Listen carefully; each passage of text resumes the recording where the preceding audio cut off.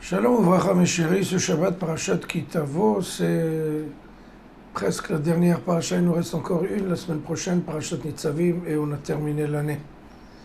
Et Parashat Ki Tavo est une paracha assez dure à digérer, parce qu'elle comprend justement 98 malédictions, Chas v'Shalom, si le peuple d'Israël ne reste pas intégré, ne continue pas à aller vers le sentier d'Akadosh Baruch Hu, on risque d'avoir sa bénédiction sur la tête, Chas v'Shalom.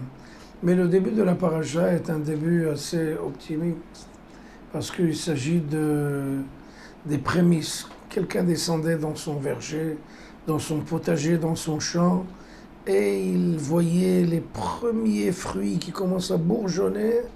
On parle des 7 fruits de Eretz Israël, donc des grenades, des figues, des dattes, etc., les sept produits d'Eretz Israël.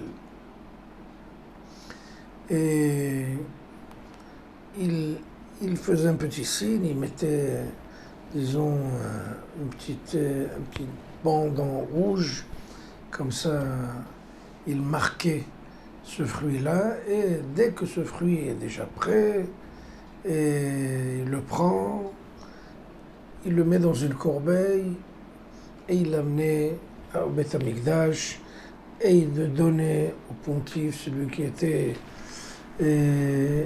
au Beth Amikdash, et le pontife recevait cette corbeille et la mettait de côté. Ce qui est très intéressant de voir, c'est que les pauvres, les gens qui n'avaient ils n'avaient pas de moyens, ils apportaient des corbeilles en osier, des corbeilles en toutes sortes de feuilles, enfin, des trucs pas très riches. Ils les amenaient. Mais les riches, eux, apportaient des corbeilles en or, en argent massif. Et ce qui est très bizarre, c'est que le pontife, quand le pauvre apportait sa corbeille en osier, le pontife la mettait à côté de lui et ne lui rendait pas la corbeille. Il la laissait chez lui. En revanche, quand le riche apportait sa corbeille en or massif et en argent, il la lui rendait. Ce qui est très bizarre, même le Talmud, dans le traité de Baba Kama 92, dit que la pauvreté poursuit les pauvres. Et pour cause, la preuve, c'est quand le pauvre apporte sa petite corbeille qui ne vaut rien du tout, il la laisse chez lui. Mais quand le riche apporte sa corbeille en or et qu'il peut se permettre, pourquoi ne pas la laisser au Beth Amikdash et on la lui rend? C'est très bizarre. Pour comprendre ça, je vais vous donner 2 réponses. La première, c'est que le pauvre apportait des fruits, c'est pas les meilleurs fruits qu'il y a au marché. Et peut-être les 3 filles qui étaient en haut, qu'on voyait. Bon, c'était de belles figues, mais en dessous, il devait y avoir toutes sortes de pourritures, écrasées complètement, en mauvais état. Donc, pour ne pas faire honte à ce pauvre, on lui disait laisse la corbeille, après on va les enlever, on va ordonner tout ça, mais pas devant tout le monde, quand on sera tout seul. Donc c'est le kavod, donc l'honneur de ce pauvre qui restait.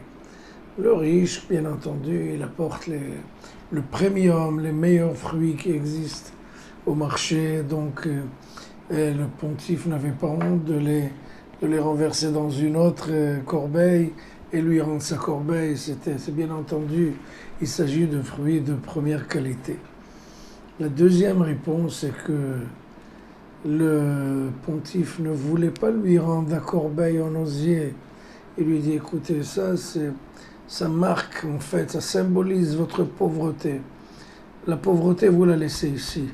Vous allez sortir du Beth Amikdash, Be'ezrat Hashem, vous allez vous enrichir, vous allez devenir quelqu'un d'aristocrate. Et l'année prochaine, Bezrat Hashem, vous allez apporter, vous aussi, une corbeille en or massif. Donc, laissez ça ici.